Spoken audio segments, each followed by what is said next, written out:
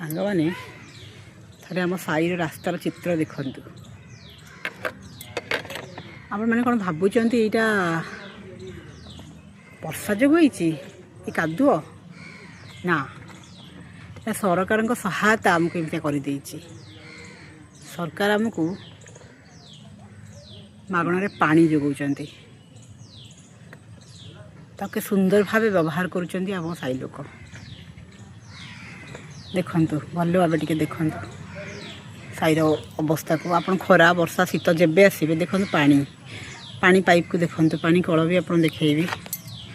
ପାଣି କଳ ଦେଖନ୍ତୁ, ପାଣି ଏମିତି 24 ଘଣ୍ଟା ବୋହି ଚାଲିଛି। ଆଜ୍ଞା, ଏଇ ପାଇପ୍ରେ ଏଇଟା ପିଇବା ପାଣି ପାଇଁ ସରକାର ଦେଇଛନ୍ତି, ପାନୀୟ ଜଳ ଯୋଗାଣ ନିମନ୍ତେ।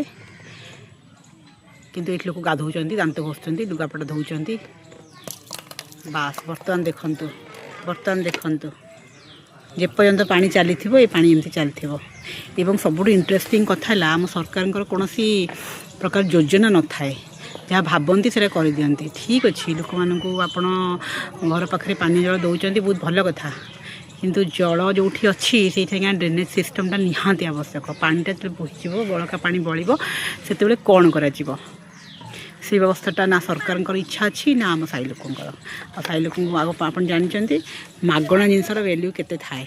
ତେଣୁ ଆମର ଏଇଠି ମାଗଣାର ଭ୍ୟାଲ୍ୟୁ ଦେଖନ୍ତୁ ଆପଣମାନେ। ଯେହେତୁ ପାଣିଟା ଫ୍ରିରେ ମିଳୁଛି, ମାଗଣା ମିଳୁଛି, ଲୋକମାନେ ଏଇ ପାଣିଟାକୁ ଯେମିତି ପାରୁଛନ୍ତି ସେମିତି ବ୍ୟବହାର କରୁଛନ୍ତି।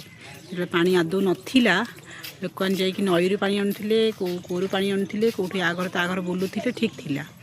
କିନ୍ତୁ ଯେତେବେଳେ ସରକାର ଭାବିଲେ କି ପାଣି ଦେଇଦେବା, ପାଣି ଏମିତି ବ୍ୟବହାର ହେଉଛି। ସେଇପାଇଁ କୁହାଯାଏ ଆଜ୍ଞା, ଟିକେ PPP mode is the best ମୁଁ ଭାବେ। କାରଣ ଲୋକଙ୍କର ଟିକେ ତ ଭାଗିଦାରିତା ରହିବା ଦରକାର। ଆପଣମାନେ ଭାବନ୍ତୁ, ଜଣେ 10 ଟଙ୍କାର ଯଦି ସାବୁନ ଖୋଳଟେ ବି କିଣିବ, ସେ ତାକୁ ସଜେଇକି ସାଇତିକି ଘର ଭିତରେ ରଖୁଛି। କିନ୍ତୁ ଏଇଟା ଯେଉଁ ମାନେ ପାଣି, ଏଇ ଯେଉଁ ଆପଣ ଦେଖନ୍ତୁ, ଏଇ ଯେଉଁ ପାଣି କଳଟା ହେଇଛି, ଏଇଠି ପାଇପ୍ଟା ହେଇଛି, ତିଆରି ହେଇଛି, ଟାଇଲ୍ ଲାଗିଛି, ଟିକେ ସିମେଣ୍ଟ ଲାଗିଥିବ, ଟିକେ ଇଟା ଲାଗିଥିବ, ପାଇପ୍ଟା 1000-1500 ଟଙ୍କା ଖର୍ଚ୍ଚ ହେଇଥିବ ନା। କିନ୍ତୁ ୟାକୁ ସଜାଡ଼ିବା ପାଇଁ, ସାଇତିବା ପାଇଁ କେହି ନାହାନ୍ତି। ଆଉ ପାଣି ଚାରିଆଡ଼େ ବର୍ଷ ତମାମ ପାଣି, ଆପଣ ସେ ରାସ୍ତାରେ ଚାଲିପାରିବେନି। ମୁଁ ଆପଣଙ୍କୁ ପୁରା ରାସ୍ତାଟା ଦେଖାନ୍ତି, କିନ୍ତୁ ମୁଁ ଜାଣିନାହିଁ ଆମ ସାହି ଲୋକଙ୍କ ରିଆକ୍ସନ୍ କେମିତି ହେବ। ସେଇପାଇଁ ମୁଁ ଏଇଠି ଛିଡ଼ା ହେଇକି ଦେଖାଉଛି।